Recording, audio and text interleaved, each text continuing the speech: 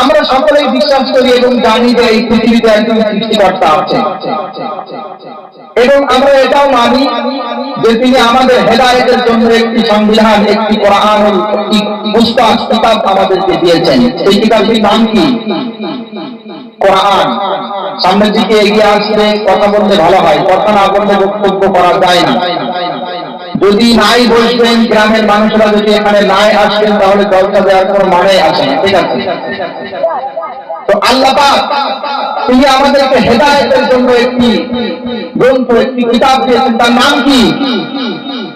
আল কোরআন।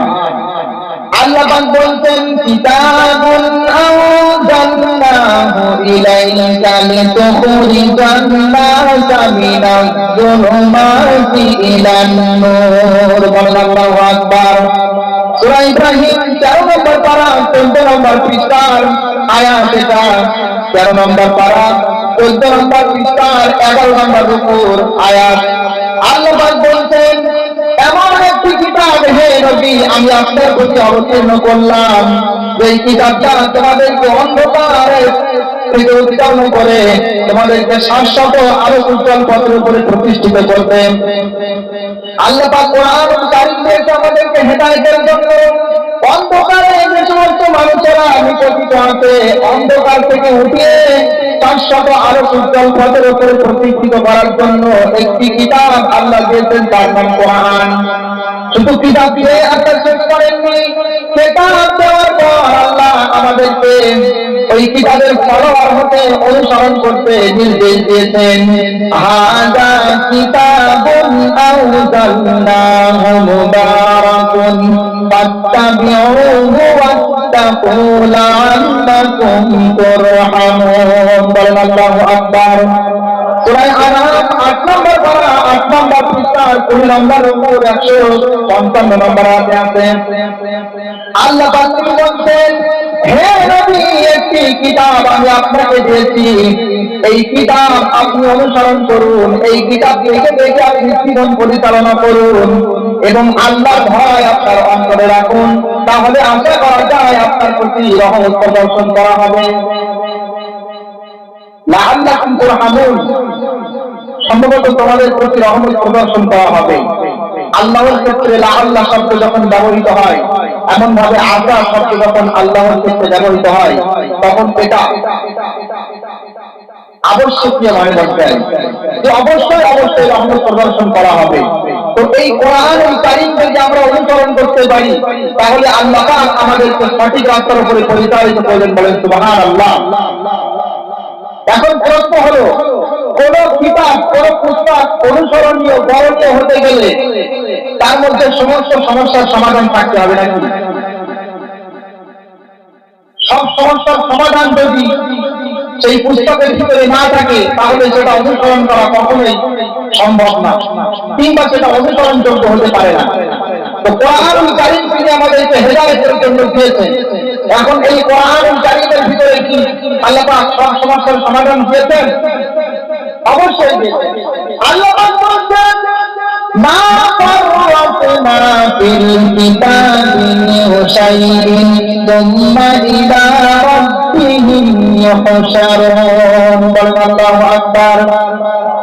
আল্লাহ পাক বলেন, এই যে কিতাব কোরআনুল কারীম, এই কিতাব আমি এই কিতাবের মধ্যে কোনো কিছু বর্ণনা করতে আমি বাদ রাখিনি, সব সমস্যার সমাধান আল্লাহ কোরআনের মধ্যে দিয়েছেন। বলেন সুবহানাল্লাহ। কবি কত সুন্দর কথা বলতেন, সমাধান চাও যদি জীবনে মরণে, ফিরে যাও খুঁজে নাও চোখ রাখো কোরআনে। সমাধান চাও যদি জীবনে মরণে, ফিরে যাও খুঁজে নাও চোখ রাখো কোরআনে। তবেই পাবে সুখ শান্তির ঠিকানা, যদি পেতে চাও তুমি মনে প্রাণে।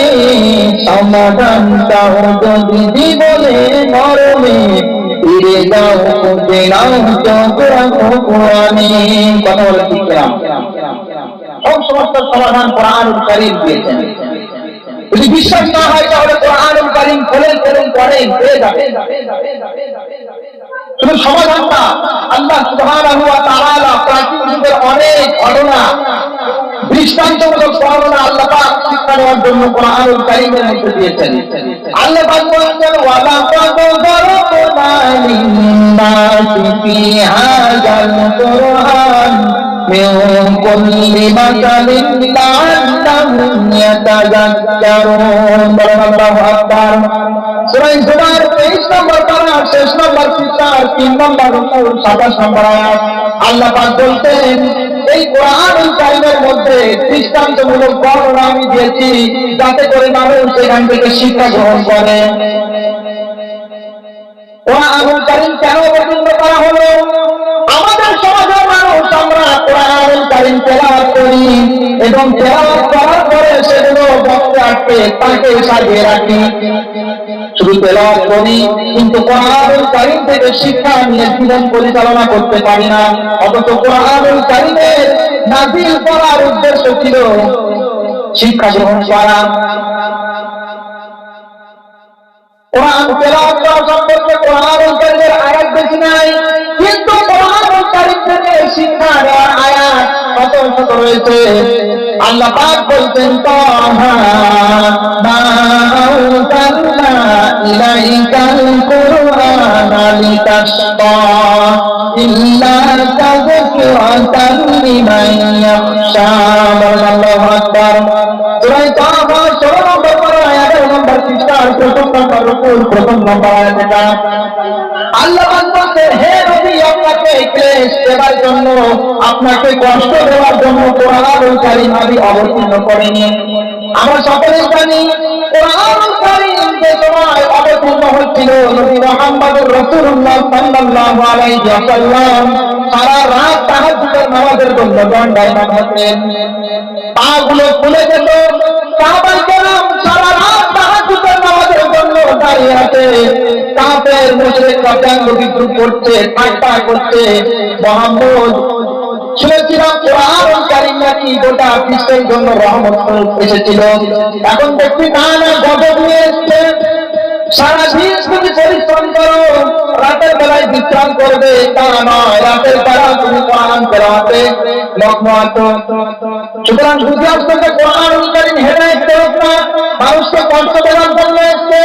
আল্লাহ পাক বললেন হে নবী আপনি কোরআনুল কারীম আপনাকে কষ্ট দেওয়ার জন্য আমি অবতীর্ণ করিনি, ইল্লা তাযকিরাতান লিমান ইয়াখশা যারা ভয় করে অন্তর যাদের আল্লাহমুখী তাদেরকে উপদেশ দেওয়ার জন্য কোরআনুল কারীম এসেছে। বলেন সুবহানাল্লাহ। কোরআনুল কারীম আমাদেরকে উপদেশ দেওয়ার জন্য এসেছে। জীবন চলার প্রতিটি ক্ষেত্রে যখনই কোনো সমস্যার সম্মুখীন আমরা হব তখন সেই সমস্যা থেকে উত্তরণের জন্য আমাদেরকে শিক্ষা নিতে হবে কোরআনুল কারীম থেকে। আগে আমরা কোরআনুল কারীম থেকে শিক্ষা নিতে হবে। তো তখন এই কোরআনুল কারীম থেকে যে আলোচনা আমি করব এগুলো আমাদের করণীয় কি হবে? এগুলো শ্রবণ করা, এগুলো মনোযোগ সহকারে শ্রবণ করা এবং চুপ থাকা, তারপরে সেগুলো আমাদের জীবনে বাস্তবায়ন করা। আল্লাহ পাক বলছেন ইয়া আইয়ুহাল্লাযীনা ওয়া ইযা কুরিআল কুরআনু ফাসতামি'উ লাহু ওয়া আনসিতু লাআল্লাকুম তুরহামুন। আল্লাহু আকবার। আল্লাহ পাক বলছেন কোরআনুল কারীম যখন তেলাওয়াত করা হয় তখন মনোযোগ সহকারে শোনো এবং চুপ থাকো। তাহলে কোরআনুল কারীম থেকে আমি আলোচনা করব। আপনাদের করণীয় কর্তব্য আপনারা প্রথমে চুপ থাকবেন এবং মনোযোগ সহকারে শুনবেন। যদি চুপ থাকেন এবং মনোযোগ সহকারে শোনে তাহলে আল্লাহর রহমত নাযিল হবে। কোরআনুল কারীম তেলাওয়াতের সময় চুপ না থেকে হট্টগোল করা, যেমন এখানে কোরআনুল কারীমের ময়দান, এখানে কোরআনুল কারীম থেকে তাফসীর করা হবে। দেখা যাচ্ছে আশেপাশে অনেক মানুষ আছে, বৃথা সময় নষ্ট করছে, তত্র ছড়িয়ে আছে। এইরকম পরিবেশে কোরআনুল কারীম তেলাওয়াত ঠিক নয়। কোরআনুল কারীম তেলাওয়াত করতে হবে এমন পরিবেশ যেখানে মানুষেরা স্থির চিত্তে শুনছে। এটাই হলো মাসআলা, তাফসীরে মাআরিফুল কোরআনের মধ্যে আছে।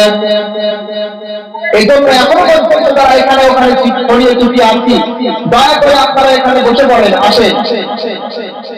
তো আমাদের করণীয় কোরআনুল কারীম শ্রবণ করা, শ্রবণ করার পরে সেগুলো আমাদের জীবনে বাস্তবায়ন করা। কোরআনুল কারীম যেখানে তেলাওয়াত করা হবে সেখানে যদি হট্টগোল করা হয় তাহলে এটা কাফেরদের বৈশিষ্ট্য। আল্লাহ বলতেন ওয়াকালাল্লাযীনা কাফারু লা তাসমাউ লিহাযাল কুরআন ওয়ালগাউ ফীহি লাআল্লাকুম তাগলিবুন। সূরা হাদীদ 24 নম্বর পারা 14 নম্বর পৃষ্ঠার আয়াত আল্লাহ পাক বলতেন কাফের যারা কাফের তারা বলে যখন কোরআনুল কারীম আয়াত তেলাওয়াত করা হয় তখন তোমরা হট্টগোল করো, চিল্লাচিল্লি চেঁচামেচি করো যাতে করে তোমরাই বিজয় হয়ে যাও। এটা কাফেরদের বৈশিষ্ট্য। কোরআনুল কারীমের আলোচনা হবে এবং মানুষ সেখানে বসবে না, শুনবে না, যত্র ছড়িয়ে ছিটিয়ে একটা পরিবেশটা অনুকূলে লাগবে, এটা কখনোই ঠিক নয়। তো আল্লাহ সুবহানাহু ওয়া তাআলা আমাদেরকে পাঠিয়েছেন পরীক্ষার জন্য। তো এই পরীক্ষা সম্পর্কে আমি আজকে আলোচনা করব কোরআনুল কারীম থেকে। আর কোরআনুল কারীম থেকে কেন আলোচনা করব আমি আগেই বললাম যে কোরআনুল কারীম থেকে যদি আলোচনা করা হয় তাহলে মানুষের ঈমানটা বৃদ্ধি পায় এবং মানুষ সঠিক পথের উপরে থাকতে পারে। ইন্না হাযাল কুরআনা ইয়াহদি লিল্লাতী হিয়া আকওয়াম। আল্লাহ পাক বলছেন অনেক রাস্তা এই পৃথিবীর জমিনে আছে। আল্লাহ বলছেন অনেক রাস্তা, ডাইনে বামে অনেক রাস্তা, কিন্তু তোমাকে জান্নাতের রাস্তায় পরিচালিত করবে, সঠিক রাস্তার হেদায়েত ঠিক করে তোমার দেবে কোরআনুল কারীম। এজন্য কোরআনুল কারীম থেকে আলোচনা করব। আমাদের করণীয় হবে আলোচনা শোনার পরে পূর্ণাঙ্গ আলোচনাটা আমাদের জীবনে বাস্তবায়ন করা। অনেক মানুষ আমরা আছি কোরআনুল কারীম থেকে আলোচনা করলে যেগুলো মনোভূত হয়, মনভূত হয় সেগুলো পালন করে, আর যেগুলো মনের বিরুদ্ধে যায় অথবা পালন করা কঠিন হয়ে দাঁড়ায় সেগুলো পালন করি না। কথা বলেন ঠিক কিনা? এটা করতে চলবে না। আল্লাহ বলছেন ইয়া আইয়ুহাল্লাযীনা আমানু উদখুলু ফিস-সিলমি কাফা। বলেন আল্লাহু আকবার। আল্লাহ বলছেন ও ঈমানদারেরা তোমরা ইসলাম ধর্মে তোমরা পূর্ণাঙ্গ মুসলিম হও, পূর্ণাঙ্গ আল্লাহর সামনে আত্মসমর্পণ করো, পূর্ণাঙ্গ আত্মসমর্পণ। আপনি আলোচনা শুনবেন যেগুলো পালন করা খুবই সহজ হয়ে দাঁড়ায় সেগুলো আমরা অনেকে পালন করি, কিন্তু যেগুলো পালন করা আমাদের জন্য কঠিন হয়ে যায় সেগুলো আমরা অনেক সময় করি না। এটা করলে চলবে না। কিতাবের কিছু অংশ পালন করা আর কিছু অংশ বাদ দেওয়া, যেগুলো মনোভূত হয় সেগুলো পালন করা আর যেগুলো মনের বিরুদ্ধে যায় সেগুলো পালন না করা, এটা ইহুদি খ্রিস্টানদের বৈশিষ্ট্য। আল্লাহ পাক বলেন আফাতুমিনুনা বিবাযিল কিতাবি ওয়া তাকুফুরুনা বিবাদ ফামা জাযাউ মান ইয়াফআলু যালিকা মিনকুম ইল্লা খিzyun ফিল হায়াতিদ দুনিয়া ওয়া ইয়াওমাল কিয়ামাতি ইউরাদ্দুনা ইলা আশাদ্দিল আযাব। আল্লাহু আকবার। সূরা বাকারার প্রথম নম্বর পারা 13 নম্বর পৃষ্ঠার 10 নম্বর রুকু আয়াতে আল্লাহ পাক বলতেন কিতাবের কিছু অংশ তোমরা বিশ্বাস করবে আর কিছু অংশ অস্বীকার করবে, কিছু অংশ আমল করবে আর কিছু অংশ আমল করবে না। এটা যদি তোমরা করো তাহলে শুনে রাখো দুনিয়ার জিন্দেগিতে তোমাদের লাঞ্ছিত, বঞ্চিত, অপদস্থ, অপমানিত হতে হবে। এমন ভাবে কিয়ামতের ময়দানে ভয়ঙ্করতম আযাব তোমাদের ভোগ করতে হবে। তাহলে কি বুঝলাম? কোরআনুল কারীম থেকে যতটুকু আলোচনা আমরা শুনবো সবটুকু আমল করতে হবে। আপনি আংশিক আমল করবেন, আংশিক ছেড়ে দিবেন, এটা যদি আপনি করেন তাহলে আল্লাহ পাক বলছেন দুনিয়ার জীবনে আল্লাহ পাক লাঞ্ছিত, বঞ্চিত, অপদস্থ, অপমানিত করবে। এমন ভাবে কিয়ামতের ময়দানে আপনার জন্য রয়েছে ভয়ঙ্করতম, কঠিনতম শাস্তি। তো আমরা যতটুকু করবো আমল করার চেষ্টা করবো বা করবো না ইনশাআল্লাহ। আগামীতে কোনো কর্ম সম্পাদন করার ইচ্ছা প্রকাশ করলে কি বলতে হয়? কি বলতে হয়? ইনশাআল্লাহ। প্রিয় নবী সাল্লাল্লাহু আলাইহি ওয়াসাল্লামের অনেক ছোট ছোট সুন্নাত আছে, সেগুলো যদি আপনি আপনার জীবনে বাস্তবায়ন করেন তাহলে আপনি অনন্য মানুষ হয়ে উঠবেন। আমরা তো শুধু সুন্নাত জানি, আমরা আমাদের সুবিধা মতো সুন্নাতগুলো সেগুলো আমরা জানি, কিন্তু অনেক সুন্নাত আছে যেগুলো আমাদের জ্ঞানের বাইরে। সুন্নাত নাই শুধু দাওয়াতের মেহমান, সুন্নাত নাই শুধু খাওয়া শেষে মধুপান, আরো কিছু সুন্নাত আছে তুমি জানো কি? জানলেও জীবনে কখনো তা মানো কি? সত্যি অনেক সুন্নাত আছে যে সুন্নাতগুলো সম্পর্কে আমাদের কোনো ধ্যান ধারণা নেই। এজন্য ছোট ছোট সুন্নাত যদি আপনাকে কিছু দেয় তাহলে কি বলতে হয়? জাযাকাল্লাহ। কেউ যদি ভালো মন্দ জিজ্ঞাসা করে কি বলতে হয়? আলহামদুলিল্লাহ। তাহলে আমরা নবী প্রেমিক। আমরা দাবি করে থাকি আমরা নবী প্রেমিক, অথচ নবীর সুন্নাত আমাদের জানা নেই। খুবই দুঃখনীয় বিষয়। তো আজকে আলোচনার বিষয় হচ্ছে আমার পরীক্ষা। আল্লাহ পাক এই দুনিয়ার জিন্দেগিতে মুমিনদেরকে পরীক্ষা নেবেন। এখন সেই পরীক্ষা কত রকম হবে, কেমন হবে, এ সম্পর্কে আমি সংক্ষিপ্ত আলোচনা করব। আল্লাহ পাক বলছেন দুনিয়ার জিন্দেগিতে মুমিনদেরকে আমি পরীক্ষা দেব। এর মধ্যে সর্বপ্রথম পরীক্ষা হলো ওয়ালা নাবলুওয়ান্নাকুম বিশাইইন মিনাল খাউফি। আল্লাহ পাক আমাদেরকে পরীক্ষা নেবেন ভয় দিয়ে। কি দিয়ে? ভয় দিয়ে। কথা বলতে হবে কি দিয়ে? ভয় দিয়ে পরীক্ষা নেবেন। কথা বলতে ভালো লাগবে বলতে বলতে। আল্লাহ পাক আমাদেরকে পরীক্ষা নেবেন ভয় দিয়ে। এই ভয় আমাদের প্রকার হতে পারে। তার মধ্যে একটি ভয় হলো কাফের মুশরিকদের পক্ষ হতে ভয়। তাহলে এই ভয় দিয়ে যদি আল্লাহ আপনাকে পরীক্ষা করে তাহলে আপনাকে শিক্ষা নিতে হবে কোরআনুল কারীম থেকে। তার কারণ আমি বলেছিলাম কোরআনুল কারীম থেকে আপনাকে শিক্ষা নিতে হবে, তারপরে আপনি হেদায়েতের উপরে প্রতিষ্ঠিত থাকতে পারবেন। আমাদের অনেকের চিন্তা না জানি আমাদের ভবিষ্যৎ জীবন কেমন হবে, বিভিন্ন নির্যাতিত অপমানিত আজকে আমরা। কিন্তু কথা হলো আপনাকে শিক্ষা নিতে হবে কোরআনুল কারীম থেকে, বনী ইসরাঈলের ঘটনা থেকে। ফিরআউন তাদের উপরে অনেক অত্যাচার করেছিল, যুগের পর যুগ তাদের প্রতি অত্যাচার করেছিল। অত্যাচারিত উৎপীড়িত হয়ে তারা ধৈর্য ধারণ করেছিল। আমরা সকলেই জানি ওয়া ইয নাজাইনাকুম মিন আলি ফিরআউনা ইয়াসুমুনাকুম সুআল আযাব ইউযাব্বিহুনা আবনাআকুম ওয়া ইয়াস্তাহয়ুনা নিসাআকুম ওয়া ফী যালিকুম বালাউম মির রাব্বিকুম আযীম। আল্লাহু আকবার। সূরা বাকারা প্রথম নম্বর পারা 7 নম্বর পৃষ্ঠা 6 নম্বর রুকু প্রথম নম্বর লাইনের 49 নম্বর আয়াত। আল্লাহ পাক বলছেন স্মরণ করো ওই সময়ের কথা যে সময়ে ফিরআউন তার প্রহরীদেরকে আদেশ করেছিল বনী ইসরাঈলের যে সমস্ত নবজাতক শিশুগুলো আছে ওদেরকে হত্যা করো এবং মহিলাদেরকে জীবিত রাখো, কন্যা সন্তানদেরকে জীবিত রাখো, আর যেগুলো পুত্র সন্তান আছে তাদেরকে হত্যা করো। আমরা সকলেই জানি ফিরআউন একটা স্বপ্ন দেখেছিল, বাইতুল মুকাদ্দাসের দিক থেকে একটা আগুন বাইর হয়ে সমস্ত পৃথিবীর ঘরে প্রবেশ করছে, কিন্তু বনী ইসরাঈলের ঘরে প্রবেশ করছে না।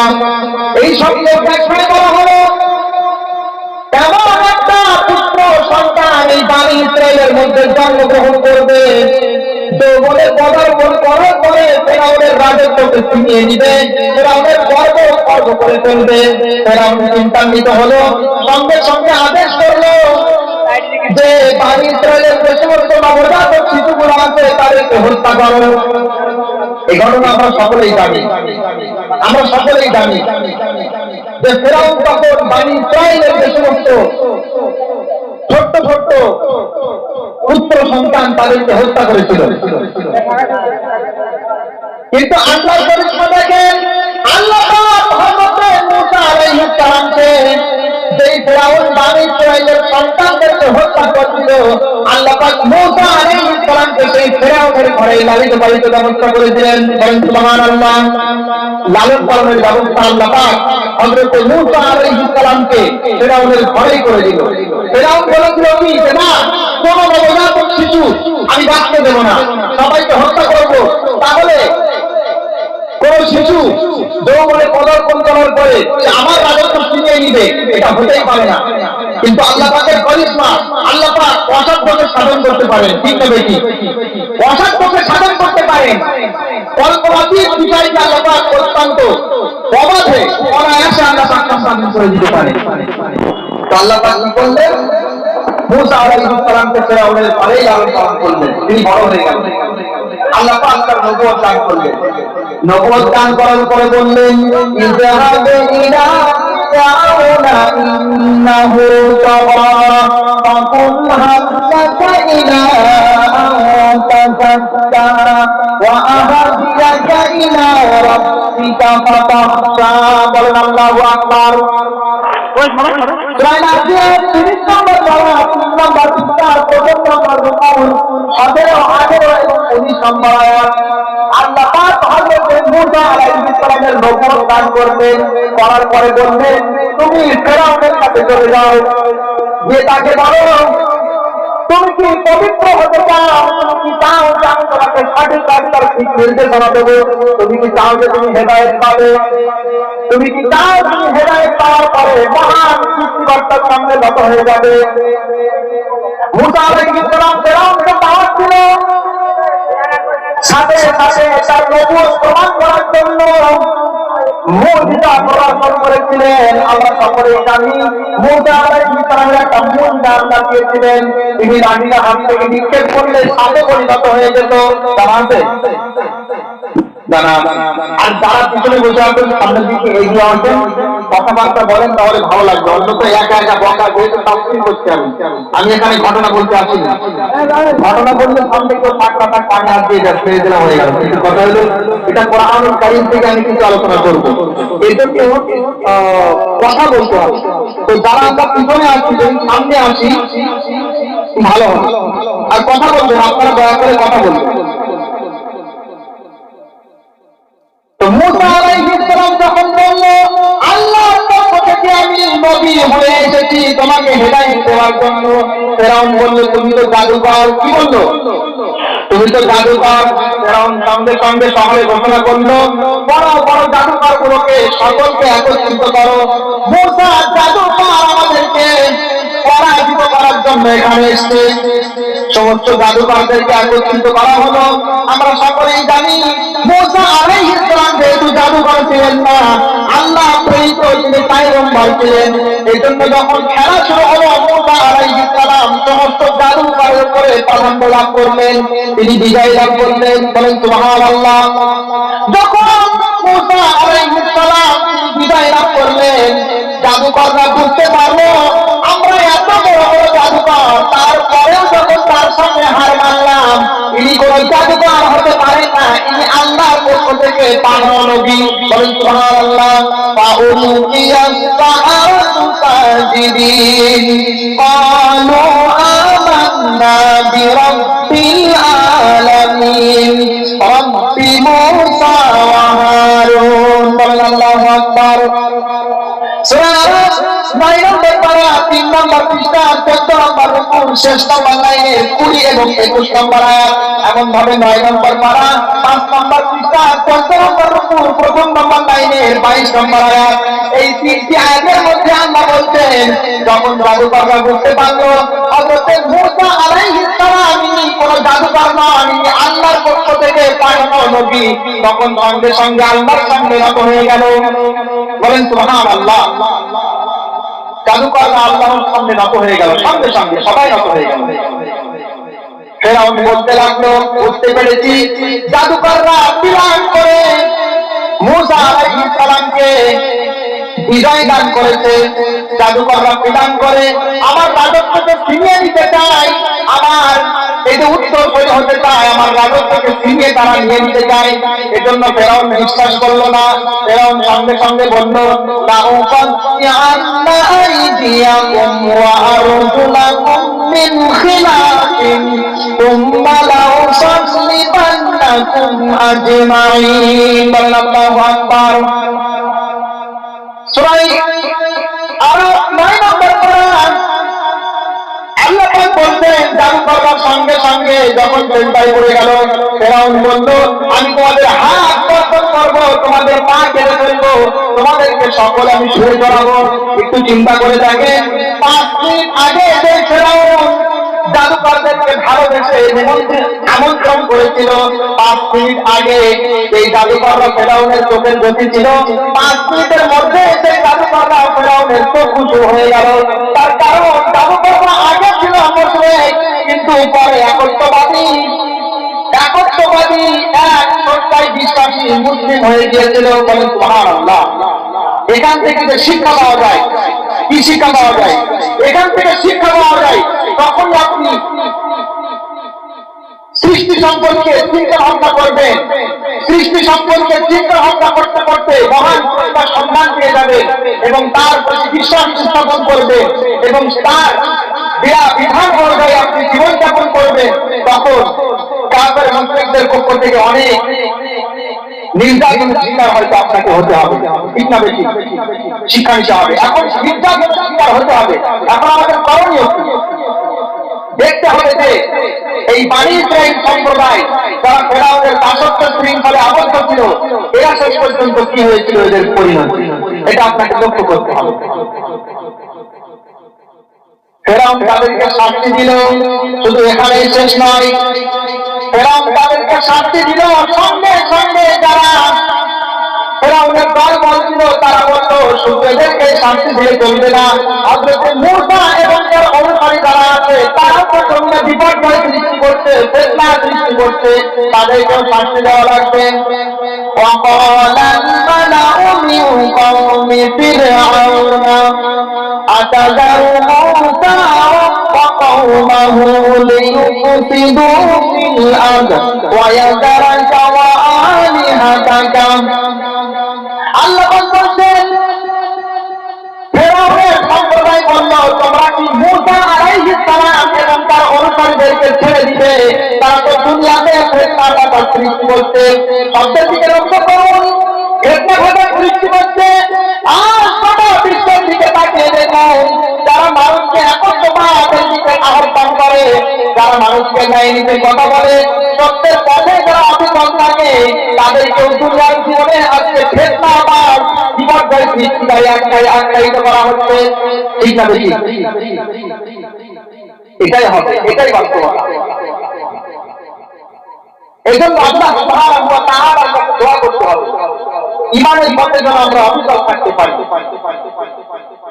যখন ওই জাদুকরদেরকে শাস্তির সংবাদ শুনিয়ে দেওয়া হলো, তখন তারা সকলেই বলল, কি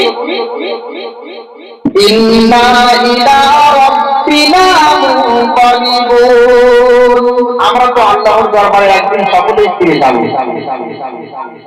এখনো মরতে হবে, কয়েক বছর পরে গিয়ে মরতে হবে, তো এখনো মরলে অসুবিধা নেই। তো সে সময় তারা আল্লাহর কাছে কি দোয়া করেছিল?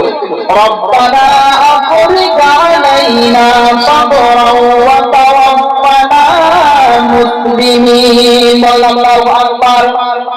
সে সময় জাদুকররা আল্লাহর কাছে দোয়া করেছিল, ও আল্লাহ, আমাদের তো দুনিয়াতে আর বেঁচে থাকার কোনো সুযোগ নেই, আল্লাহ পাক মরতেই যখন হবে আমাদেরকে ঈমানের উপরে প্রতিষ্ঠিত রাখুন এবং আমাদেরকে পূর্ণাঙ্গ মুসলিম করে মৃত্যু দান করেন। বলেন সুবহানাল্লাহ। আজ যদি অত্যাচারের শিকার হয়ে অত্যাচারের শিকার হতে হয়, তাহলে আল্লাহর কাছে একটি দোয়া করতে হবে, আল্লাহ পাক আপনি আমাদেরকে ঈমান থেকে বিচ্যুত করবেন না, আল্লাহ পাক ঈমানের মতো মহামূল্যবান সম্পদ আমাদের থেকে ছিনিয়ে নিবে না। ঈমান যে অত বড় মহামূল্যবান সম্পদ, কোরআনুল কারীমের দিকে লক্ষ্য করুন, ওয়া কুনতুম আলা শাফা হুফরাতিন মিনান নার ফাআনকাযাকুম মিনহা। আল্লাহু আকবার। আল্লাহ পাক বলছেন, ওয়া কুনতুম আলা শাফা হুফরাতিন মিনান নার, জাহান্নামের একেবারে একটা কেনারায় তোমরা দাঁড়িয়েছিলে। ফাআনকাযাকুম মিনহা আই ফিল ঈমান। হাদিয়াতুল সাফি আলা তাফসীর জালালাইনের মধ্যে আছে ১ম নম্বর খণ্ড। আল্লাহ পাক বলছেন, তোমাদেরকে ঈমান থেকে জাহান্নামের ঈমান দিয়ে তোমাদেরকে জাহান্নামের আগুন থেকে আমি বাঁচিয়ে নিয়েছি। বলেন সুবহানাল্লাহ। তাহলে ঈমান কত বড় সম্ভব! এই জন্য ঈমান হাত ছাড়া করলে চলবে না, বিশ্বাস করতে হবে এই পৃথিবীতে একজন স্রষ্টা আছে, ঠিক না বেশি? গোটা বিশ্ব অটোমেটিক পরিচালিত, এটা কাদের মতবাদ? যারা নাস্তিক তারাই কথা বলে। গোটা বিশ্ব পরিচালিত, কিন্তু এটা কখনোই ঠিক নয়। যদি আপনি সৃষ্টি নিয়ে গবেষণা করেন, চিন্তা করেন, তাহলে অবশ্যই স্রষ্টাকে পাবেন। এই জন্য আলহামদুলিল্লাহ গোটা বিশ্বে সৃষ্টিকর্তা নেই এই মতবাদে যারা বিশ্বাসী, এদের সংখ্যা একেবারেই কম। সকলেই বিশ্বাস করি আমরা এই পৃথিবীতে একজন সৃষ্টিকর্তা আছে, ঠিকভাবে ঠিক বিশ্বাস করি। এই জন্য এই সৃষ্টিকর্তার কাছে দোয়া করতে হবে শেষ পর্যন্ত যেন আমরা ইমানের মধ্যে অবিচল থাকতে পারি। ইমানের পথে অবিচল থেকে আমার মরণ যেন হয়, ইমানের পথে অবিচল থেকে আমার মরণ যেন হয়। তোমার ইচ্ছাতে মিনতি আমার, তোমার ইচ্ছাতে মিনতি আমার, ও বরহিম রহমান। ইমানের পথে অবিচল থেকে আমার মরণ যেন হয়। বলেন আমিন, আরো বলেন আমিন। তো আমাদেরকে শিক্ষা দিতে হবে ফেরাউনের ঘটনা থেকে। ফেরাউন তাদের উপরে অনেক অত্যাচার করেছিল।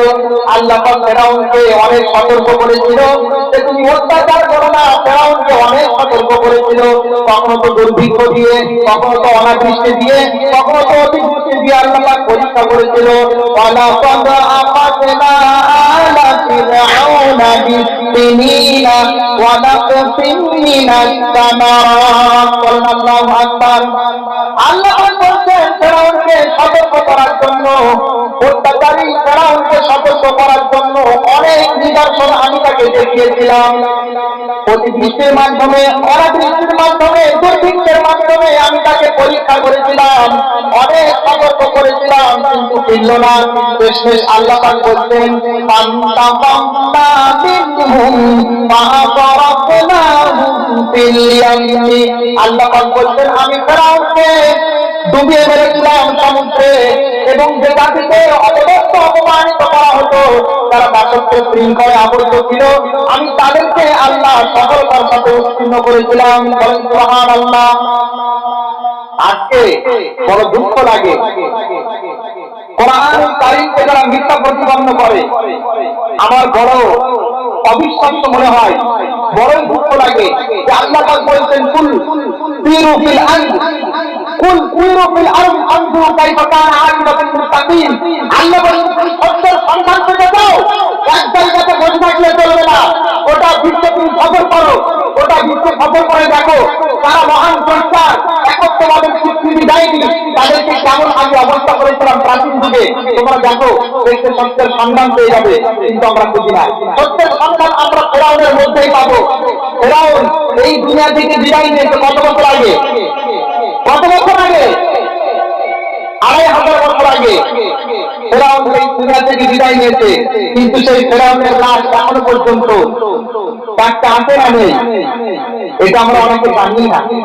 যদি বিশ্বাস না হয়, যদি বিশ্বাস না হয় যে কোরআনুল কারীম সত্য, তাহলে আপনি চলে যান মিশরে, সেখানে দেখেন 2500 বছর আগে যে মানুষটা মারা গিয়েছিল, অত্যাচারী শাসক, সে ছিল খুবই অত্যাচারী। এই জন্য আল্লাহ পাক গোটা বিশ্ববাসীকে হেদায়েতের জন্য, শিক্ষা দেওয়ার জন্য এখনো পর্যন্ত তাকে ডাক্তার রেখে দিয়েছেন। বলেন সুবহানাল্লাহ। এর থেকে বড় নিদর্শন আর কি হতে পারে? চিন্তা করেছেন? আপনার পিতা ইন্তেকাল করেছেন, আপনি দেখেন তো 10 দিন বাড়িতে রেখে গেছেন, তাকে থাকবে? কিন্তু 2500 বছর আগে আমি চিন্তা করছি নাকি? যদি ওখানে যাওয়ার সৌভাগ্য না হয় তাহলে ইন্টারনেটে দেখবেন। তো আল্লাহ পাক বলছেন সত্যের সন্তান তোমরা পেতে চাও, তোমরা জান্নাতের অধিবাসী হতে চাও, মহান স্রষ্টা সত্তাকে তোমরা চিনতে চাও, তাহলে তোমরা বসে দেখো না, গোটা বিশ্ব তোমরা পরিভ্রমণ করো, করে করে তোমরা মহাসত্যের সন্ধান পেয়ে যাবে। তোমরা গবেষণা করো, আমার সৃষ্টি গ্রহণীয় গবেষণা করো, অবশ্যই সৃষ্টিকর্তাকে পাবে। আওয়ালাম ইয়ারাউ ইলাত তাইরি ফাওকাহুম সাফাতিন ওয়া ইয়াকবিদুনা মা يمسكهن إلا الرحمن إنه بكل شيء بصير আল্লাহ পাক বলেন যারা নাস্তিক বা আল্লাহর বিশ্বাসী এই পৃথিবীতে একজন নিয়ন্ত্রণকারী সৃষ্টিকর্তা নেই তারা আকাশের দিকে তাকিয়ে দেখো পাখিগুলো কত সুন্দর দানা মেলে কখনো তো দানা সম্প্রসার করে আবার কখনো তো দানাগুলো সংকুচিত করে তারা মহাশূন্যে থাকতে থাকে কে তাদের পাওয়ার দিল কে তাদের পাওয়ার দিল তাদের ক্ষমতাকে দিল তারা এত সুন্দর মহাশূন্যে কেমন ভাবে ভাসমান অবস্থায় আছে তোমরা চিন্তা করো গবেষণা করো তাহলে অবশ্যই বুঝতে পারবে পৃথিবীতে একজন সৃষ্টিকর্তা আছে বলেন সুবহানাল্লাহ।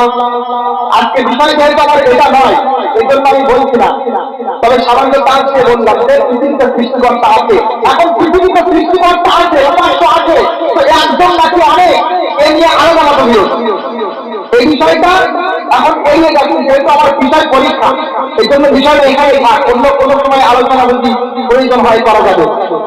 তো পরীক্ষা আল্লাহ পাক প্রথম পরীক্ষা নিবেন আপনাকে ভয় দিয়ে আর ভয় কি কাফের মুশরিকদের পক্ষ থেকে ভয় তার মধ্যে আমি একটা উদাহরণ দিয়েছি যেমন ফেরাউনের জাতি থেকে আপনি শিক্ষা নিলেন যে পানি প্রায় নির্যাতিত উত্তেজিত হয়েছিল তারা কি করেছিল তারা ধৈর্য ধারণ করেছিল মহান আল্লাহকে ডেকেছিল তবে কি হলো কি হলো وأورثنا القوم الذين كانوا يستضعفون مشارق الأرض ومغاربها التي باركنا فيها الله أكبر আল্লাহ বলছেন তারা ধৈর্য ধারণ করেছিল এ জাতি এতদিন পর্যন্ত দাসত্বের শৃঙ্খলে আবদ্ধ ছিল এ জাতি এতদিন পর্যন্ত নির্যাতিত উৎপীড়িত হয়ে আসছিল সেই জাতিকে আমি আল্লাহ ফেরাউনের রাজত্বের উত্তর শনি বানালাম এমন ভাবে বরকত সমৃদ্ধ জমিনের পূর্ব থেকে পশ্চিম পর্যন্ত মালিক করে দিয়েছি বলেন সুবহানাল্লাহ। চিন্তা করে বনী ইসরাঈল যুগের পর যুগ অপদস্থ অপমানিত হয়ে লাঞ্ছিত বঞ্চিত হয়ে আসছে তাদের পক্ষ হতে কিন্তু ধৈর্য ধারণ করার ফলে আল্লাহ পাক তাদেরকে লাস্টে বিজয় দান করলেন। এই জন্য সংখ্যাগরিষ্ঠ সংখ্যালঘু আল্লাহর কাছে কোনো ব্যাখ্যা নয় আল্লাহর কাছে ঈমান এবং তাকওয়াটাই বলেন ঠিক না বেশি বিশ্বাস হয় আপনার বিশ্বাস হয় বিশ্বাস অবশ্যই হবে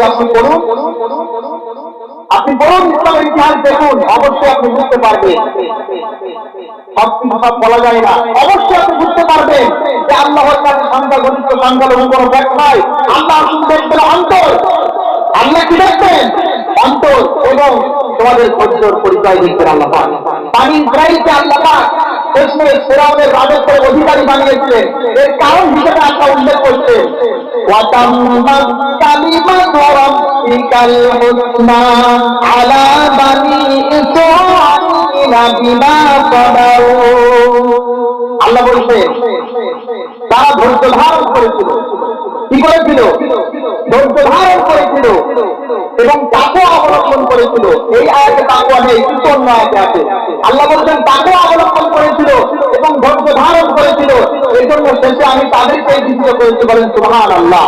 তাহলে ধৈর্য ধারণ করতে হবে এবং তাকওয়া তার মানে কি অন্তরে আল্লাহর ভয় থাকবে।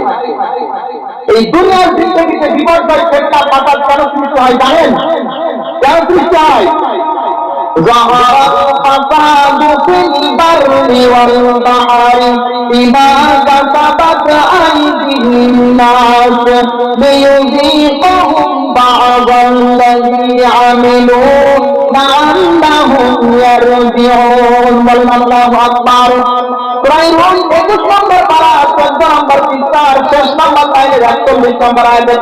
আল্লাহ পাক বলছেন এই দুনিয়াতে যে সমস্ত ফিতনা ফাসাদ সৃষ্টি হয় তার পিছনে কারণ হলো এগুলো মানুষের কৃতকর্মের প্রতিফল। তার মানে তোমরা আমি আল্লাহ আমাকে করে দিয়েছো এজন্য তোমাদেরকে বিপদের সম্মুখীন করে আমি আল্লাহ আমি তোমাদেরকে আমার দিকে ফিরিয়ে নিতে চাই বলেন সুবহানাল্লাহ। আসিয়াতুস সাবি আলা তাফসীর জাল্লাই দ্বিতীয় নম্বর খণ্ডে আপনি পাবেন এই কথা লাআল্লাহুম ইয়ারজিউন আই ইয়াকুন যাতে করে তারা আমার দিকে তওবা করে। এখন ছোট্ট দেখেন পিতা মাতা সন্তানকে অনেক সময় কষ্ট দিয়ে থাকে পিতা মাতা সন্তানকে কষ্ট দিয়ে থাকে তাৎক্ষণিকভাবে তাকে শিষ্টাচার শিক্ষা দেওয়ার জন্য, তাই তো নাকি? নাকি পিতা মাতার সন্তানের উপরে রাগ আছে? পিতা মাতা চিন্তা করে যে ভবিষ্যৎ জীবন তার যেন উজ্জ্বলময় হয়, ভবিষ্যৎ জীবনে যেন সে একটা কিছু কর্ম করতে পারে, সে একটা অনন্য মানুষ হয়ে উঠতে পারে। এজন্য তাকে শিষ্টাচার শিক্ষা দেওয়ার জন্য পিতা মাতা সন্তানকে কষ্ট দিয়ে থাকে। তার উপরে পিতা মাতার কোনো হিংসা রাগ নেই, না নেই। তো আল্লাহ সুবহানাহু ওয়া তাআলা, তবে একটু দেখেন, কোন সন্তান যদি পিতা মাতার কাছে আগ্রহ না হয়, পিতা মাতা যদি তার উপর কোনো দৃষ্টি না রাখে, প্রিয় না হয়, তাহলে সে সন্তান যাই কথাই করে, পিতা মাতা কিছুই বলে না। তো আল্লাহ সুবহানাহু ওয়া তাআলা তিনি জানেন যে এই পৃথিবীতে কারা আল্লাহর মনোনীত বান্দা, এবং আল্লাহ কেউ জানেন যে ভবিষ্যৎ জীবনে তাদের রয়েছে ভয়ঙ্করতম শাস্তি, অর্থাৎ জাহান্নামের শাস্তি, আর এটা সহ্য করার মতো ক্ষমতা তাদের নেই। এজন্য আমি তাৎক্ষণিকভাবে দুনিয়াকে কষ্ট দিয়ে তাদেরকে আমার দিকে ফিরিয়ে দিতে চাই, যাতে করে তারা আমার দিকে ফিরে আসে এবং তাদেরকে মহা সংকট থেকে, মহা ভয়ঙ্করতম আযাব থেকে আমি তাদেরকে বাঁচিয়ে নেব। এজন্য গোটা বিশ্বে তারাই লাঞ্ছিত, বঞ্চিত, অপদস্থ, অপমানিত, তারাই টার্গেট, তারাই সত্যের পথে আছে। বলেন সুবহানাল্লাহ। বিশ্বাস হয়? হয়ে যাবে একদিন, বিশ্বাস হয়ে যাবে একদিন, সেদিন বিদায়ের দিন আসবে।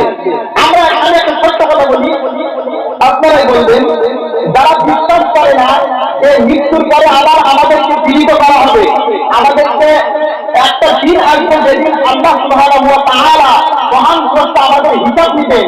দুনিয়াতে একজন অন্যায় ভাবে আরেকজনকে হত্যা করেছিল, আগে দুনিয়াতে একজন আরেকজনের পরীক্ষা দিয়েছিল, দুনিয়াতে একজন আরেকজনের উপর অন্যায় ভাবে নির্যাতন চালিয়েছিল, আগে গালি দিয়েছিল, একজনকে মেরেছিল, অপরাধে অপরাধ করেনি, তাকে আঘাত করেছিল। এখন কথা হলো, এই সমস্ত ভাইরা বিশ্বাস করে না যে পৃথিবীতে এই পৃথিবীর জীবনটাই অস্থায়ী, এটা ধ্বংস হয়ে যাবে এবং একদিন কিয়ামতের দিন আমাদের বিচার করা হবে। এই কিয়ামত দিবসকে যারা অস্বীকার করে, আমাদেরকে আবার জীবিত করে আমাদের বিচার করা হবে, এটা যারা অস্বীকার করে তাদের কাছে আমাদের প্রশ্ন, মহান স্রষ্টা কি জানেন? মহান স্রষ্টা কি জানেন পৃথিবীর যিনি সৃষ্টি করা হবে তিনি কি জানেন? তিনি জানেন না। সৃষ্টিকর্তা তিনি কখনোই জানেন হতে পারেন না। তাহলে একজন আরেকজনকে কষ্ট দিচ্ছে, একজন আরেকজনের প্রতি অন্যায় হবে, নির্মমভাবে হত্যা করছে, একজন আরেকজনকে গালি দিচ্ছে, সৃষ্টিকর্তা কেন বিচার করছেন না? এই প্রশ্নের উত্তর দেন। এই প্রশ্নের উত্তর না দেবে ওরা বিশ্বাস করে না যে মরণের পরে আমাদেরকে আবার জীবিত হতে হবে এবং আমাদের হিসাব কিতাব নেওয়া হবে। আমরা সেই প্রশ্নের বিশ্বাসী নয়, তিনি আমাদের মধ্যে বিচার করবেন না। তার কারণ কি? আমি আপনাকে গালি দিচ্ছি, আপনাকে কষ্ট দিচ্ছি, সৃষ্টিকর্তা বিচার করছেন না, কেমন সৃষ্টিকর্তা হয়? তার কারণ কি? তার কারণ হলো আল্লাহ পাক বলছেন যে বিচার আমি একদিন করবো। পরীক্ষার ফলাফল করতে দিতে হয়, পরীক্ষা এক সপ্তাহ হতে থাকে, ফলাফল একদিনে বাইরে হয়ে যায়। এইভাবে জীবনটা চলতে থাকবে, গোটা বিশ্ব এইভাবে চলতে থাকবে। একদিন হঠাৎ পৃথিবীতে আল্লাহ পাক মুহূর্তের মধ্যে ধ্বংস করে দিবেন। অনেকে বলে যে গোটা বিশ্ব ধ্বংস হয়ে যাবে, এটা কেমন করে সম্ভব ভাই? আরে সামান্য আমপান ভরের চেষ্টা করেন, আমপান ভয় করার চিন্তা ভাবনা করেন, আমপান ভরে মানুষের ক্ষয়ক্ষতি হয়নি। তো যেই সৃষ্টিকর্তা এইরকম ভয়ঙ্কর ভয় দিতে পারে, তিনি এর থেকে প্রমাণ থেকে বায়ু দিয়ে গোটা বিশ্বকে ধ্বংস করতে পারবেন না, এটা আবার কেমন? অবশ্যই পারেন। তো যাই হোক, আল্লাহ আমাদেরকে দুনিয়াতে পাঠিয়েছেন অবশ্যই বিচারের জন্য। একটা দিন তিনি নির্দিষ্ট করেছেন, নির্দিষ্ট সময় যখন চলে আসবে গোটা বিশ্ব ধ্বংস হয়ে যাবে, বিচারের জন্য আমাদেরকে আল্লাহ পার করবেন। সেদিন আপনি কি জবাব দিবেন? এই জন্য পৃথিবীতে মহা সৃষ্টিকর্তার সন্ধান করবেন এবং তিনি দুনিয়ার জীবনে আমাদের কোন সংবিধান দিয়েছেন কিনা, দুনিয়ার জীবনে কেমন ভাবে আমাদের জীবন পরিচালনা করতে হবে আমাদের দিয়েছেন কিনা আপনি চিন্তা করেন, অবশ্যই পেয়ে যাবেন। তো আলোচনার বিষয় পরীক্ষা। তো ফেরাউনকে আল্লাহ ধ্বংস করলেন এবং পানি ইসরায়েলকে আল্লাহ পাক রাজত্ব দিয়ে দিল। এখান থেকে শিক্ষা নিতে হবে যে আমাদেরকে ধৈর্যশীল হতে হবে, আমাদের কি হতে হবে? ধৈর্যশীল হতে হবে এবং আমাদের মধ্যে ঐক্য বজায় রাখতে হবে। আজকে আমরা যারা নিজেদেরকে আমাদের মধ্যে প্রয়োগ করে, ঠিক না বেশি? আপনি অবাক হয়ে যাবেন যে আমরা কোন জামাতে আমরা বাস করছি, আপনি অবাক হয়ে যাবেন। ইন্টারনেট খোলেন, আলেমদের ভিতরে বন্ধ, ঠিক না বেশি? খুব সাবধান, আমাদেরকে ঐক্যবদ্ধ হতে হবে। আল্লাহ পাকের বিধান যদি আমরা না মানি তাহলে অবশ্যই অসহায় হয়ে পড়বো। আল্লাহ পাক কত সুন্দর করে বললেন, ইয়া আইয়ুহাল্লাযীনা আমানু তাবিরু ওয়া সাবিরু ওয়া রাবিতু ওয়াত্তাকুল্লাহা লাআল্লাকুম তুফলিহুন। আল্লাহু আকবার। আল্লাহ পাক বলেন, ইমানদারেরা তোমরা ধৈর্য ধারণ করো এবং তোমরা তাকওয়া অবলম্বন করো এবং পরস্পরের ভাতৃত্বের বন্ধন তোমরা অটুট করো, মজবুত করো। আল্লাহ বলছেন যে কি? ধৈর্য ধারণ করো। ধৈর্য ধারণ করার ব্যাপারে একে অপরের প্রতিযোগিতা করো, এমন ভাবে তোমাদের মধ্যকার সম্পর্ক ক্লিয়ার করো, মজবুত করো, ভাতৃত্বের বন্ধন কি করো? মজবুত করো। আল্লাহ কেন বললেন এটা? আল্লাহ পাক কেন বললেন? দ্বিতীয় আয়াতে আল্লাহ বলছেন, ওয়া আতিউল্লাহা ওয়া রাসূলাহু ওয়া লা তানাযাউ ফাতাফশালু ওয়া তাযহাবা রিহুকুম ওয়াসবিরু ইন্নাল্লাহা মা'আস সাবিরিন। আল্লাহু আকবার। সূরা আনফাল 7 নম্বর পারা 2 নম্বর পৃষ্ঠার 6 নম্বর রূপে প্রথম নম্বর লাইনের 43 নম্বর আয়াত। আল্লাহ পাক বলছেন, ওগো ঈমানদারেরা, তোমরা আল্লাহ এবং রাসূলের আনুগত্য করো, নিজেদের মধ্যে বিবাদ সংগ্রাম ঝগড়া করো না, মারামারি হানাহানি কাটাকাটি করো না, একদুকান্ডা করো না, তাহলে তোমাদের প্রভাব প্রতিপত্তি কমে যাবে এবং তোমরা অসহায় এবং দুর্বল হয়ে পড়বে। আমরা আজকে দুর্বল, আমাদের কারণ কি? আমাদের মুসলিমদের ভিতরে দল, ঠিক না? আমরা বিভিন্ন নামে নামকরণ করেছি, এক এক দলকে এক এক নাম দিয়েছি। এইরকম দুঃসাহসিকতা কে দেখায়? এইরকম দুঃসাহসের পরিচয় কে আলাদা দেখায়? মুসলিমদের ভিতরে দল একটাই হবে, সেটা কি? একমাত্র আমরা মুসলিম, আমাদের পরিচয় হবে এটা। আমাদের ভিতরে দলাদলি করা হবে, আমাদের ভিতরে দলাদলি আমরাই করে নিয়েছি। আরে ভাই, কোরআন এক, তাই তো নাকি? নাকি কোরআন আলাদা? কোরআন কি আলাদা? হাদিস এক, আল্লাহ এক, নবী এক, মক্কা মদিনা সব এক। তারপরেও আমাদের মধ্যে এত কেন দল হবে? কখনো ভেবেছেন কি আপনারা? কখনো কি চিন্তা করেছেন? সব কিছু আমাদের এক, অথচ আমরা মুসলিম জাতি এক নয়, এটা কেন? চিন্তা করবে, চিন্তা করলে আপনি হয়তো সঠিকটা পেয়ে যাবেন। আমাদের প্রভু এক, এক নবীর উম্মত, জীবন বিধান এক, ঐশী বাণী কোরআন। আমাদের প্রভু এক, এক নবীর উম্মত, জীবন বিধান এক, ঐশী বাণী কোরআন। তবে কেন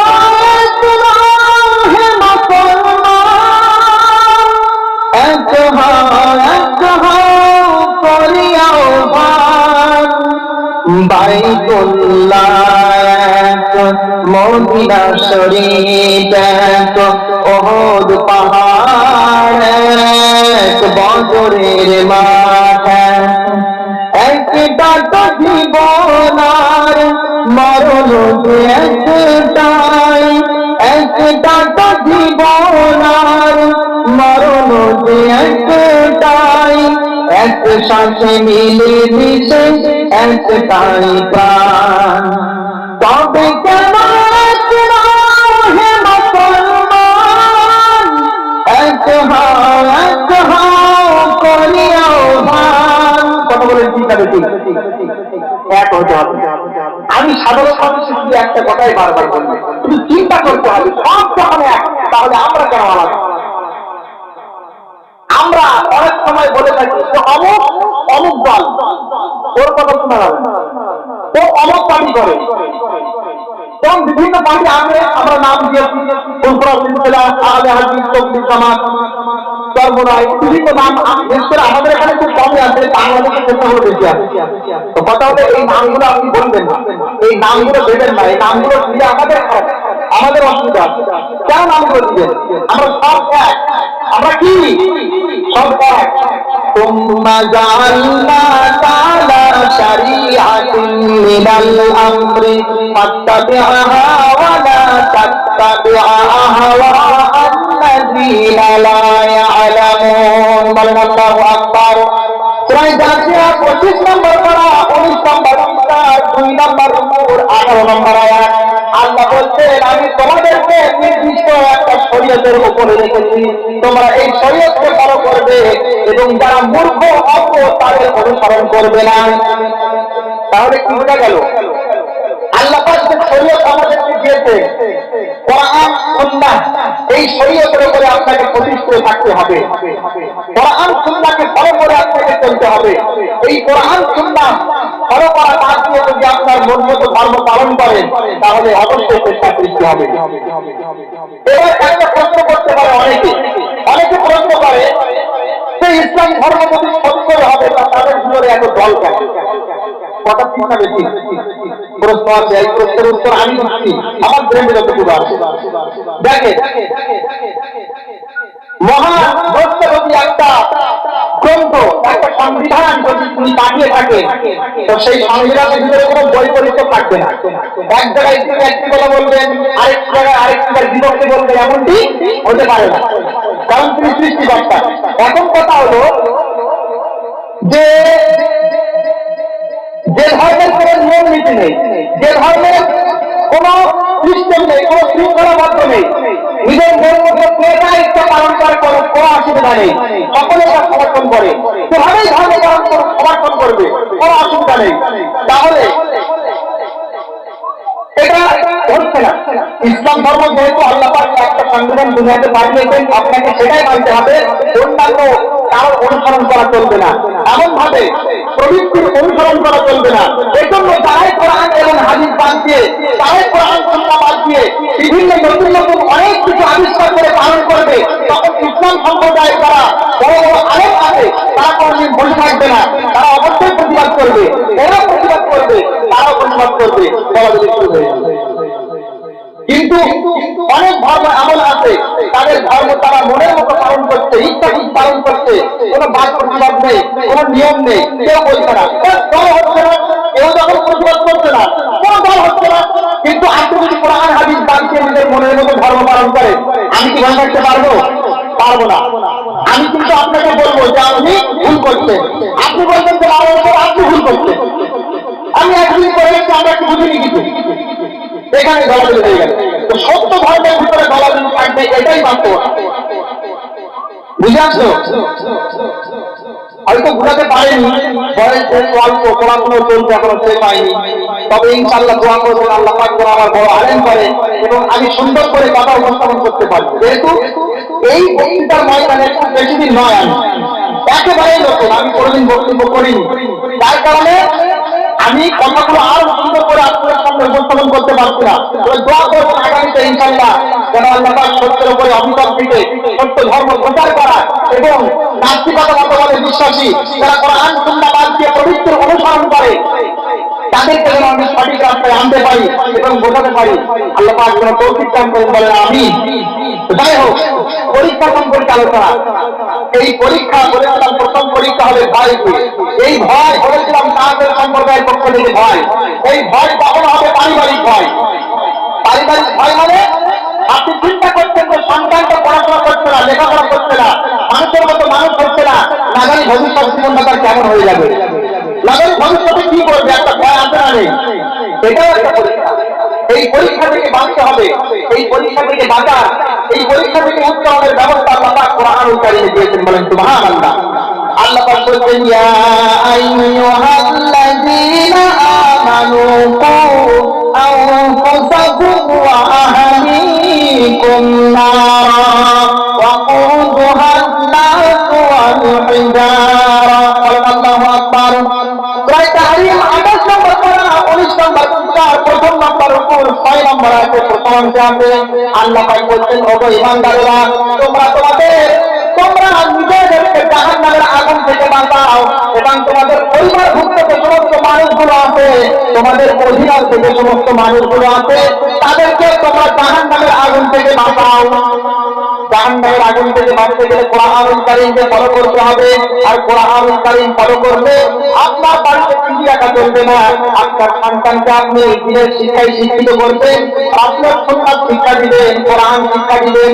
আল্লাহর কসম, সন্তানকে যদি প্রকৃত কোরআন শিক্ষা দিতে পারেন, প্রকৃত সুন্নাত শিক্ষা দিতে পারেন, তাহলে ভবিষ্যৎ জীবনটা তার কেমন হবে এই নিয়ে টেনশন করা আপনার লাগবে না। বলেন সুবহানাল্লাহ। এই জন্য মানুষের মতো মানুষ করতে গেলে কিন্তু চিন্তা করেন তো, এখন সন্তানদের হাতে আছে মোবাইল, ফ্রি ফায়ার নিয়ে যাচ্ছে, যারা সর্বক্ষণ ওই ফ্রি ফায়ার পাবজি খেলা করছে, ওই পুরস্কার মানুষকে মার্ডার করা, গুলি করা, যারা সর্বক্ষণ মানুষকে মার্ডার করছে গুলি করছে কেন্দ্রের মাধ্যমে, তারা বড় হয়ে টাকা হবে না, মানুষের মার্ডার করে হবে না, আপনি কি করে ভাববেন? তাদের প্রশিক্ষণ তো এটাই। আমরা ঘটনা করেছি এক জায়গাতে ছোট ভাই পাবজি খেলা করছে মোবাইল নিয়ে, মেতে আছে, নিমগ্ন আছে তার সৃষ্টিবদ্ধ গেমের মধ্যে। বড় ভাই হঠাৎ করে মোবাইলটা কেড়ে নিয়েছে, মোবাইলটা দিয়েছে, সর্বক্ষণ খেলা, ভবিষ্যৎ জীবন নেই, তোর কি কর্মজীবন নেই, তোর কি খেলাধুলার জীবন নেই। আরে ভাই, যখন কেউ মেতে থাকে কোন একটা বিষয়, তখন রাগ আসে না, আসে না, রাগ হয়ে গেছে, পাঁচে দুটো চাঁদে দিয়েছে, পেটে মারাই গেছে। বাস্তব আপনার সন্তান ভবিষ্যৎ জীবনে কি করবে এই টেনশন আপনি কেন করবেন? ছোটবেলা থেকে তাকে মানুষের মতো মানুষ বানান, তাকে শৃঙ্খলাবদ্ধ করেন, তাকে আপনি কেন উন্মুক্ত হয়ে ছাড়বেন? এই পরীক্ষা থেকে বাঁচতে গেলে আপনাকে কোরআন শিক্ষা দিতে হবে। কখনো তো আসবে ভয়, কখনো তো ভয়ের পরীক্ষা হবে দুর্ভিক্ষ। আল্লাহ পাক মহান করতে বলছেন, কখনো আপনাদের পরীক্ষা করা হবে দুর্ভিক্ষ, অনাবৃষ্টি দিয়ে। চতুর্দিকে দুর্ভিক্ষ ছড়িয়ে পড়েছিল করোনা ভাইরাসের সময়, মানুষেরা চিন্তা করছিল আগামী কতদিন ভাইরাস থাকবে, আগামী কতদিন দুর্ভিক্ষ চলবে, আগামী জীবনে কেমন করে আমার জীবিকা নির্বাহ হবে, আগামী কি খেয়ে বাঁচবো, এই ভয় ছিল না, ছিল না। আল্লাহ পাক এই ভয় থেকে বাঁচার জন্য 1400 বছর আগে কোরআনুল কারীমের মধ্যে একটা সুন্দর বিধান দিয়েছেন, ওয়ালাউ আন্না আহলাল কুরআ আমানু ওয়াত্তাকু লাফাতাহনা আলাইহিম বারাকাতিন মিনাস সামাই ওয়াল আরদ। বলেন আল্লাহু আকবার। আল্লাহ পাক বলছেন, পৃথিবীবাসীরা যদি আমার প্রতি ঈমান আনত, আমার একত্ববাদের স্বীকৃতি দিত এবং আমার ভয় করে চলত, তাহলে আমি আল্লাহ আসমান এবং জমিনের বরকতের দরজা তাদের জন্য খুলে দিতাম। বলেন সুবহানাল্লাহ। বিশ্বাস হয়? বিশ্বাস হয় না? পূর্বে যুগে আমাদের যারা মুসলিম ছিল, আমাদের নবী মুহাম্মদ সাল্লাল্লাহু আলাইহি ওয়াসাল্লাম তার সাহাবায়ে কেরাম যারা প্রকৃত মুসলিম ছিল, আমরা তো নামে মুসলিম, কিন্তু যারা প্রকৃত মুসলিম ছিল, আল্লাহকে মানত, মহান সৃষ্টিকর্তাকে মেনে চলত, তার দেয়া সংবিধান কোরআনুল কারীমকে নিজের জীবনে বাস্তবায়ন করেছিল, আল্লাহ পাক তাদের জন্য আসমান জমিনের বরকতের দরজা খুলেছিল। ঠিক না বেশি? আজকে গোটা বিশ্বের দিকে তাকিয়ে দেখুন, স্বর্ণের খনি, রৌপ্যের খনি, তেলের খনি, এগুলো কোথায় আছে? বেশিরভাগ সব মুসলিম রাষ্ট্রে। বিশ্বাস হয়? তাদের পায়ের পরে আল্লাহ এগুলো দিয়েছিল। তার কারণ কি? তারা প্রকৃত মুসলিম ছিল, তারা দাবি করত মুসলিম মুখে, সাথে সাথে তারা কর্ম করত, কোরআনুল কারীমের বিধান অনুযায়ী জীবন পরিচালনা করত। কিন্তু আমরা দাবি করেছি মুসলিম, কিন্তু কোরআনের একটা নিয়ম, কোরআনের একটা বিধান আমার অন্তরে নেই, আমার ভিতরে নেই। কথা বলেন ঠিক না বেশি? চলবে না। আরে আমরা শুধু মনে করি খান না দেওয়াটাই হয়তো মুসলিমের পরিচয়, নাকি? তাহলে তো ছাগল তো বড় মুসলমান, ছাগলের খাজনা দেওয়া হয় না? ছাগল তো বড় মুসলিম না, দেওয়াটাই মুসলিমের পরিচয় না। কে বলছে মুসলিমের পরিচয়? সে যদি আল্লাহর বিধানের সামনে আত্মসমর্পণ না করে, ও জাহান্নামে যাবে।